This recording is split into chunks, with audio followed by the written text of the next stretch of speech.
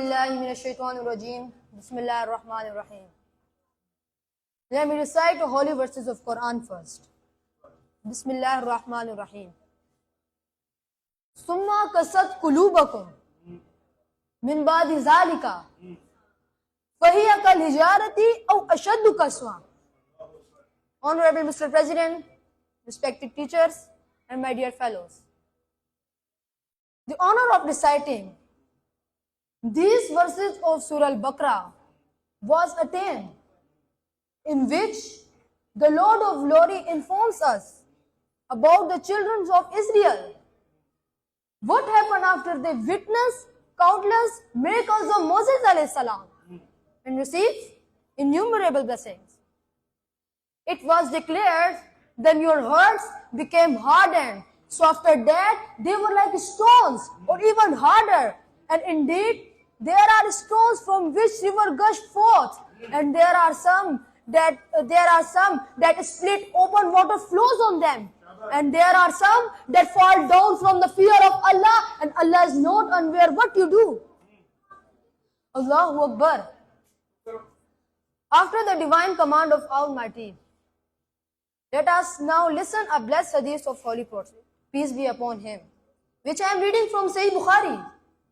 The seal of Prophet said, my ummah will follow the footsteps of Jews and Christians, inch by inch, feet by feet, to the extent that if they were entered into a lizard's hole, my ummah would do the same.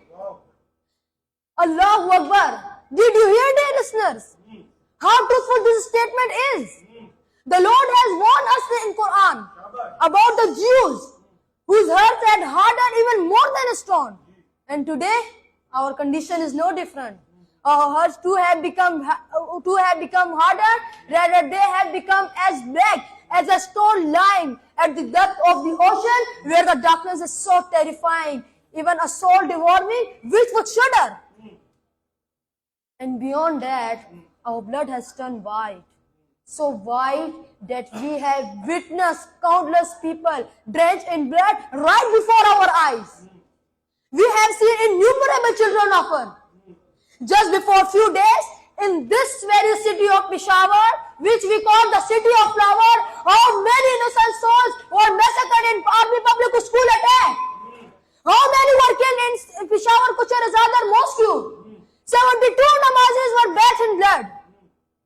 Look at this innocent child. Look at this. I ask you, sir, what was his sin? Place your hand on your heart and think, his mother must lovingly dress him up and send to the mosque. He was in prostration before Almighty alongside with his father, and yet a heartless monster mercilessly bathed him and many other children in blood.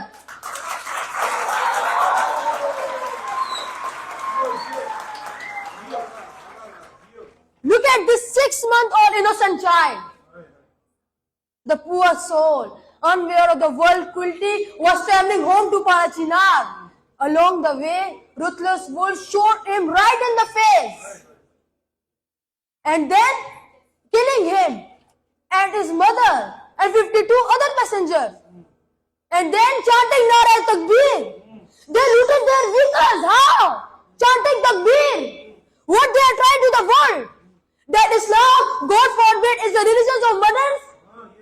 Mothers so merciless that they don't spare the children. Islam is a religion of looters, bandits, and murderers.